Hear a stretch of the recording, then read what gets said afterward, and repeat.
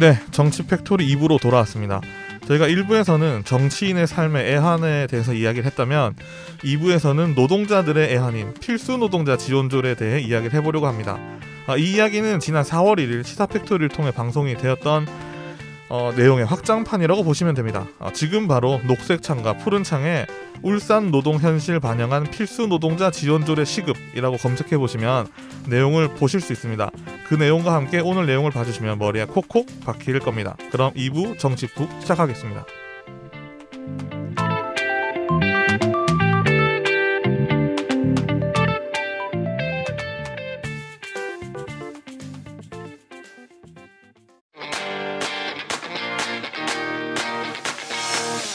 정치 푸.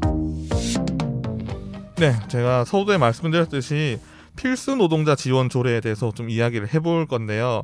4월 1일에 저희 시사팩토리에서 이양희 위원장님 나오셔서 얘기해 주셨는데 전체적으로 한번 리뷰 한번 해주시고 이 내용이 어떤 건지 다시 한번 알려주시죠. 네. 이렇게 좋은 기회를 주셔서 감사합니다. 사실 지난주 방송 저희가 수요일 저녁에 했는데 그리고 나서 딱 일주일이 지났잖아요. 네. 당시만 해도 실제로 이게 필수 노동자 지원 조례를 제정한 데가 대한민국의 지자체 중에 한 30곳이었는데 그새 10군데가 늘었어요. 그래서 벌써 40곳이 또 제정을 했더라고요. 네. 그래서 하루가 다르게 계속 이게 업데이트되고 있는데 울산은 도대체 언제 할 건지 점점점입니다. 제가 지난주 정치 공장에서 말씀드렸던 바는 국회 한노위에서 통과된 필수 노동자 지원 조례와 관련해서 설명드리고 울산에서 이제 맞춤형 지원 조례가 만들어져야 된다라는 얘기를 들었는데 핵심은 그런 것 같아요. 그러니까 이 필수 노동자가 과연 누구인가? 그리고 이분들한테 필요한 지원의 방법은 무엇인가? 이걸 이제 조례에 제대로 잘 담는 게 제일 관건일 것 같습니다. 그러면은 지난 방송에 제가 들었는데 성동구 이야기를 하셨더라고요. 근데 이게 구별로도 따로 다 할 수 있는 건가요? 그럼요. 왜냐하면 기초지자체별로 조례는 제정하는 거기 때문에 울산의 조례가 있을 수 있고 중구의 조례, 남구의 조례, 울주군에 관한 조례가 다 따로 있을 수 있어요. 그러니까 전국의 대한민국의 지자체가 243곳인데 그중에 제가 벌써 40곳이 만들어졌다고 했잖아요. 그래서 울산에서도 각 개별 지자체별로 만들 수 있는 거죠. 그럼 제가 궁금한 게 울산시에서 만약에 조례를 제정을 했어요. 근데 울산 중구에서도 조례를 제정을 했어요. 그러면은 만약에 중구에서 노동자가 뭐 일을 하다가 그 조례에 적용을 받게 되면 중구로 받게 되나요? 시로 받게 되나요? 중구 조례에 근거해서 지원을 하겠죠. 그럼 시는 그냥 상위 조례로만 남아 있는 건가요? 네네. 그러니까 실제로 이제 관련 법률 밑에 조례가 있고 기초지자체랑 그 법률 만들 때 상위법이랑 상충되지 않게 만들기 때문에 이제 중복 지원은 안 되죠. 우리 보험 같은 거 수령해 보면 실제로 이제 중복해서 이중으로 주지는 않잖아요. 네, 요즘 다 나눠서 주죠. 네, 각 개별 지자체에서 관련 조례에 근거해서 노동자를 만약에 지원한다, 구제한다, 그러면 이제 그것에 근거한 예산 집행 이런 게 있겠죠. 네, 그러면 다음 질문 바로 탱 씨가 해주시죠. 그러면은 저희도 지금 방송을 하고 있는 입장이잖아요. 그럼 저희도 필수 노동자인지 궁금하거든요. 왜냐하면 방송사에도 우리 강승북 엔지니어님처럼 계속 상주에서 방송이 잘 나가고 있는지에 대해 모니터링도 해야 되는 분들이 계시잖아요.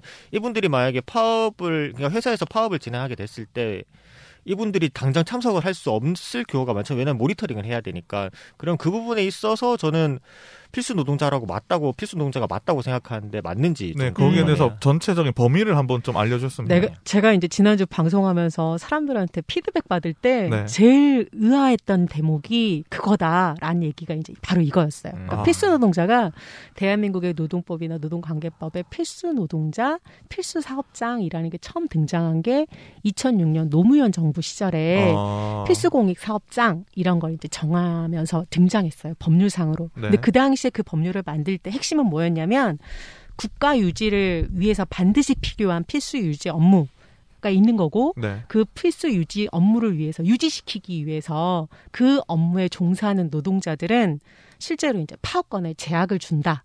그래서 필수 노동자로 일하시는 분들의 권리나 뭐 안전이나 고용의 문제를 지켜주기 위해서 법을 만든 게 아니라 파업권, 노동상권을 제약하기 위해서 이 법안이 처음 등장했고 그때 이제 제시됐던 업종이 철도, 도시철도, 항공운수, 수도, 전기, 가스, 석유 정제, 석유 공급, 병원, 혈액 공급 그다음에 한국은행이나 통신사업, 그리고 방송사, 이런데 금융 이런 게 다 포함돼요. 그래서 여러분들 이 뉴스 같은 거 보도 보면 뭐 MBC가 파업했을 때 전체 조합원이 다 파업에 참여하는 게 아니라 방송 유지를 해서 필수 유지 업무는 또 남겨놔야 된다. 뭐 이런 이야기들 보신 적 있으시죠? 네, 파업도 못하네요.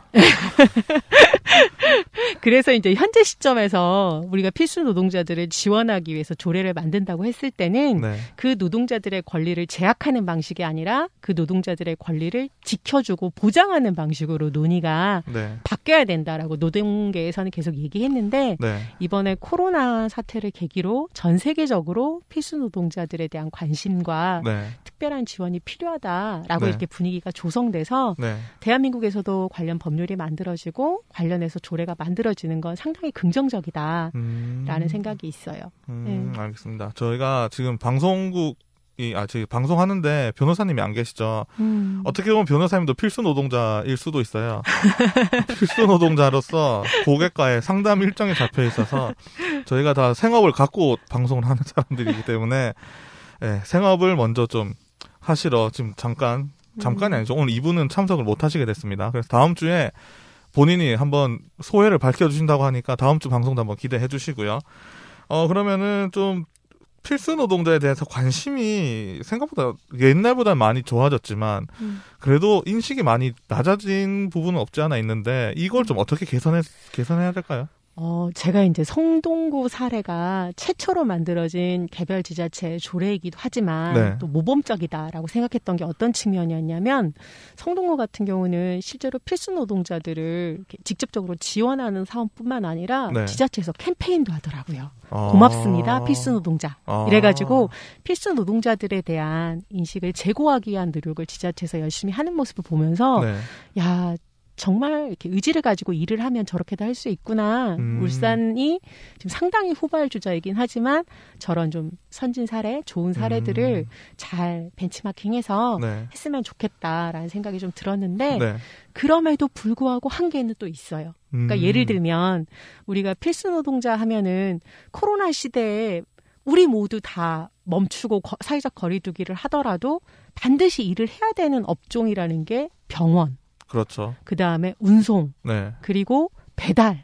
사실 특히 청년들은 배달이 거의 정말 필수적일 텐데, 근데 이런 분들이 그러다 보니까 과거보다 훨씬 이 배달 물량이 많아지다 보니까 노동 강도가 심해서 과로사 하시는 분들이 언론을 통해서 계속 등장하잖아요. 네. 그리고 또 그 배달 노동 때문에 이제 쓰레기 문제도 또 심화되고, 맞아요. 그리고 또 우리 모두가 멈춰 있어도 또 그런 쓰레기를 해결하기 위해서 청소 노동자들은 계속 또 일을 해야 되고 네. 그런데 이제 이런 부분에 대해서 우리가 우리의 삶을 지키고 우리의 삶을 유지하는데 네. 정말 많은 필수 노동자들한테 우리가 빚지고 있구나. 정말 감사하고 이분들의 안전하게 일할 수 있는 건강한 노동권을 보장하기 위해서 이제라도 지자체가 어떤 일을 해야 할까라는 것에 대해서 우리 국민들이 함께 생각하게 되면 참 좋겠다.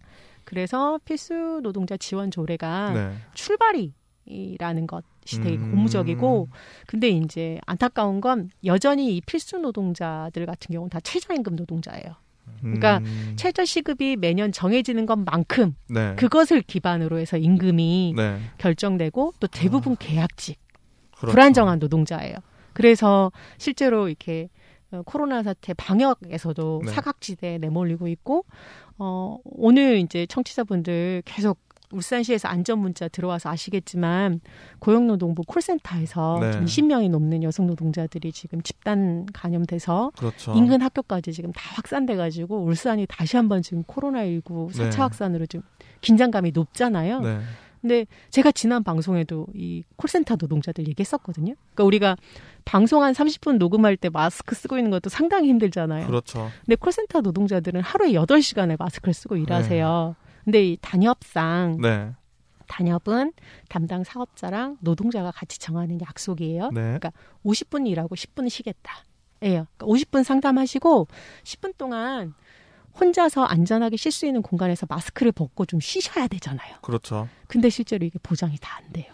그러다 보니까 점점 이제 턱스크도 쓰시고 힘드시니까. 아시겠죠? 예. 네. 그러다 보니까 그런 공간에 업무의 열악함 때문에 실제로 이제 예, 집단 확산이 너무 손쉽게 노출되는 거죠. 그렇죠. 너무 밀폐된 공간에서 일을 하시다 보면 진짜 많이 퍼질 수밖에 없는 맞아요. 인 것 같은데 이 태인 씨는 청년 사업가로서의 필수 노동자들을 좀 어떤 시각으로 좀 바라보고 계시나요? 필수 노동자를 솔직히 대표자 본인이 좀 필수 노동자로 생각을 하고 있어요. 왜냐하면 저 같은 경우는 퇴근도 없고 출근도 없는 정말 뭐랄까 모든 업무를 뭐 물론 직원도 있긴 하지만 모든 업무에 대해서 관심을 기울이고 있고 그리고 뭐 저 같은 경우는 새벽까지 일하는 게 다반사기 때문에 어찌 보면 제가 필수 노동자가 아닌가라는 생각이 저도 눈이 오고 비가 와도 사업장을 지켜야 되기 때문에 나가고 수해가 나더라도 그것을 지키기 위해 나가야 되기 때문에 지키러 가야죠. 네, 뭐 자금의 청년 CEO들은 다 비슷한 상황이 아닐까 생각이 들고요.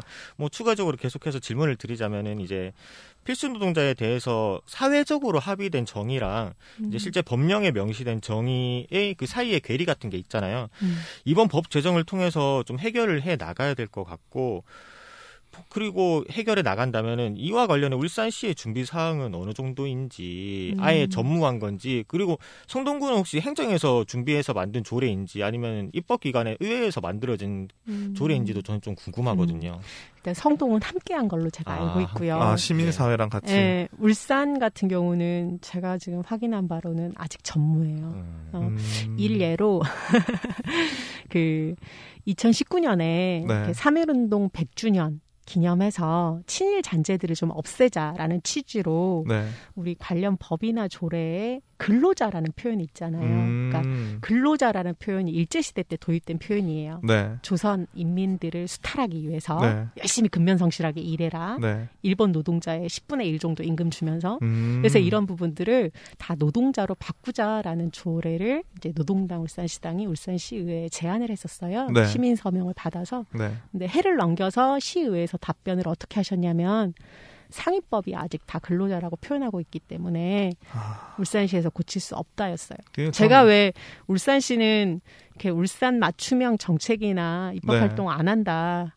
대한민국 행정부에서 결정 나면 그걸 그냥 전달하는 역할만 한다라고 제가 얘기한 적이 있잖아요. 그러니까 이게 비난이 아니라 현실이 그래요. 너무 그래서, 수동적으로 좀 일을 그래서 하시는. 이 필수 노동자 지원 조례에 대해서도 아직 의회 내에서 논의나 진행 과정은 없는 걸로 좀 알고 있습니다. 변호사님 계셨으면 여기서 또 한번 크게 불질렀을 텐데 좀 많이 아쉽네요. 항상 이제 근로자, 노동자에 대해서 노동자를 모두 표현하는 게 맞다라고 이제 변호사님 항상 얘기를 하시는데 오늘 안 계신 게 이 부재의 자리가 좀 너무나 크게 느껴지네요. 그러면은 이게 성동구가 정말 시민단체로 같이 했다면 울산도 시민단체들이 좀 먼저 일어서서 어떻게 보면은 시의원들을 각성시켜서 뭐 조례를 바로 만들 수 있지 않나요? 근데 이제 일단 지난주 이번주 우리 CBS에서 라디오랑 팟캐스트를 통해서 열심히 이야기하고 있고 그리고 관련 법안이 이제 국회를 통과만 남겨놓고 있는 상황이어서 저는 시의원들도 나설 거다. 미루진 않을 거다. 시작할 텐데 이제 핵심은 그거예요. 조례를 만들 때 당사자들의 의견을 청취하는 거. 그러니까 성동구 같은 경우 제가 긍정적으로 평가했던 게 실제로 필수 노동자들, 현직에 종사하시는 분들 6,000명 이상 이렇게 샘플 계속 가지고 상담도 하고 연구 영역을 진행하셨더라고요. 그래서 울산 같은 경우도 실제로 필수 노동자로 계시는 관련 노조의 대표라던가 현장에 계시는 분들 인터뷰나 설문조사를 통해서 실제로 이제 필요한 지원들이 어떤 것인지 만드는 게 계속 중요해요. 그 필수 노동자분들도 거의 개별 사업자로 많이 등록되시나요? 실제로 이제 배달 노동자들 같은 경우는 특수고용 노동자 해가지고 노동자 수당을 여전히 이제 논란인 분들이 많잖아요. 근데 이제 개별 노동조합으로 뭉쳐 계시기 때문에 그 노동조합의 대표들이랑 같이 협의하고 논의하면서 법안을 만든다면 실효적인 법안을 만들 수 있을 것 같고요. 금속노조 박세민 노동안전보건실장이 언론하고 인터뷰한 내용을 제가 좀 보면서 발췌를 했는데 실제로 이제 필수 노동자 지원 조례가 만들어지고 만들어진 데는 작년에 이미 만들어졌으니까 시행 사례나 이런 것들을 좀 추적해서 확인해 보니까 문제점이 있는 거예요. 어떤 문제점이 있냐면 국회에서 만든 그 위원회에는 노동자 대표가 참여하는데 지역 조례로 만드는 지역위원회에는 노동자 대표가 참여하지 않는 것. 이게 문제다라는 거고 또 하나는 이게 이제 재난 시기로 한정되어 있는 거예요. 그러니까 어떤 시기를 재난 시기라고 할 건지. 코로나도 1단계, 2단계, 3단계가 있잖아요. 그렇죠. 몇 단계 이상이 재난이라고 할 건지, 언제 이 부분을 지원할 건지 이런 게 또 논란이 있고, 또 하나는 이 지원 조례에 고용 보장에 대한 점이 없는 점. 그리고 그렇죠. 실제로 가장 실질적이고 구체적인 이제 지원의 방법이라고 할 수 있는 수당 지급 이런 부분들이 다 반영이 안 돼 있는 점이 문제고, 현장에서 발생할 수 있는 문제로 하나 드신 게 저 이대 목동병원의 네. 김현주 직업환경의학과 교수님 인터뷰 보니까 그런 내용이 있더라고요. 실제로 정부에서 네. 이제 건강진단, 노동자들 건강진단할 때 총액이 한 7만 1,000원 정도 돼요. 그래서 간단한 건강검사를 하는데 네. 이 중에 80%를 정부가 지원하고 20%는 사업주들이 하거든요. 네. 그러니까 태희 씨 같은 사업자가 하는 거죠. 네. 근데 이제 영세한 사업자들은 사실 인건비 맞추기도 너무 힘드니까 그렇죠. 이 건강검진까지 본인이 진행하기가 너무 힘든 거예요. 그래서 이런 걸 자꾸 건너뛰거나 미룰 거 아니에요. 그래서 정부가 20인 미만 사업장은 정부가 대신 지원을 해요. 네. 100% 다. 그래서 노동자들이 자신의 건강을 체크할 수 있게 하는데 네.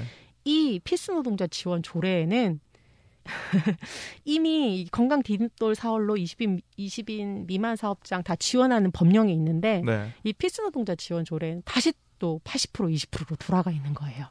그러니까 20인 미만 사업장 노동자들한테 또 공백이 생기고, 그리고 이 20%를 개별 사업자한테 부담하게 하는 게 네. 어떤 문제가 생기냐면 상당히 형식적이래요. 금속노조 박세민 선생님도 그렇고 이대 목동병원의 김현주 의사 선생님도 동일하게 얘기하시는데, 예를 들면 200인 사업장이 네. 건강검진하는데 5시간 만에 끝났다는 보고서가 계속 올라온대요. 200인 사업장. 200인 사업장. 그래서 어떻게 하냐 보니까 직업환경의학과 전문 이 의사가 아니라 그냥 일반 의사가 네. 아프신 데 없죠? 라고 묻고 문진하고 끝내는 거예요.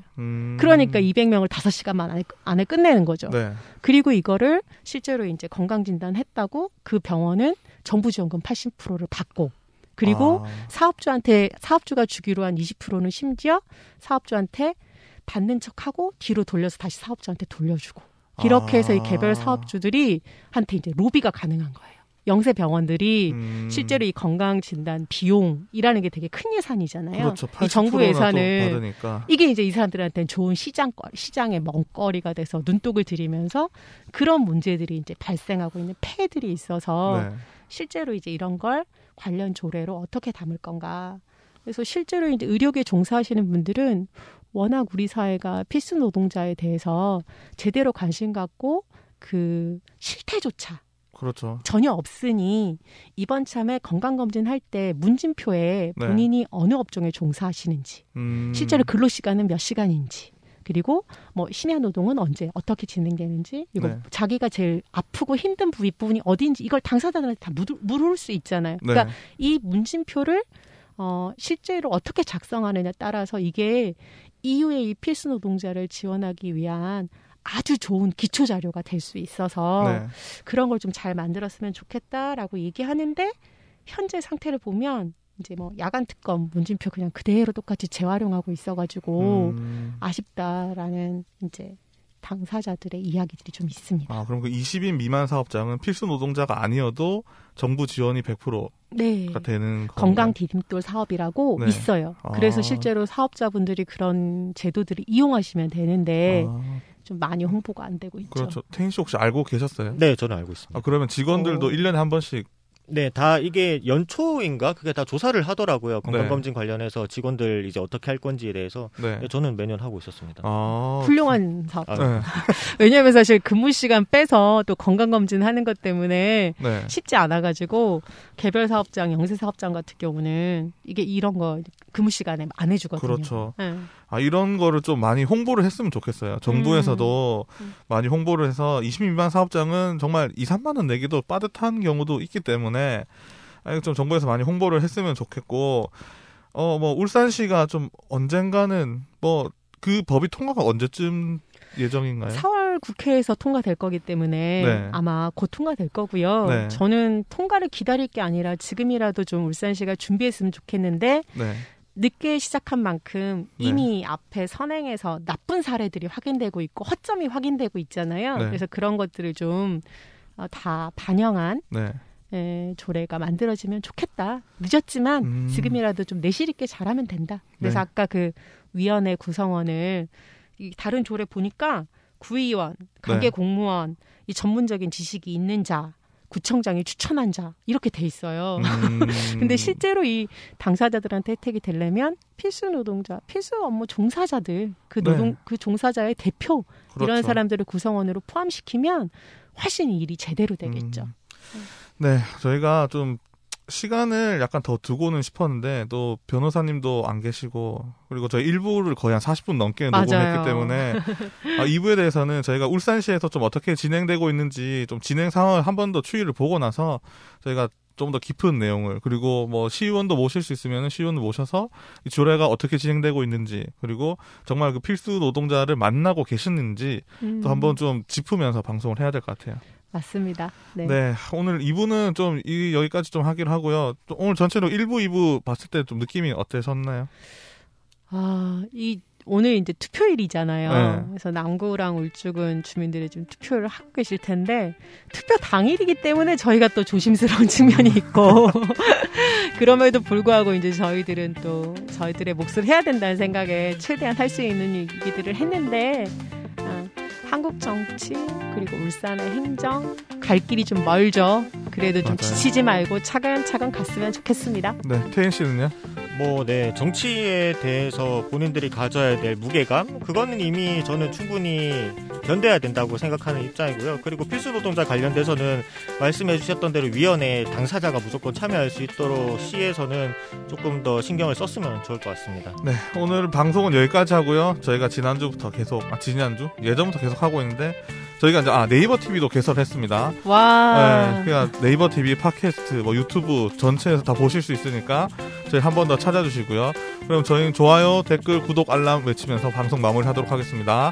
좋아요, 댓글, 구독, 알람 신청해주세요. 안녕. 수고하셨습니다.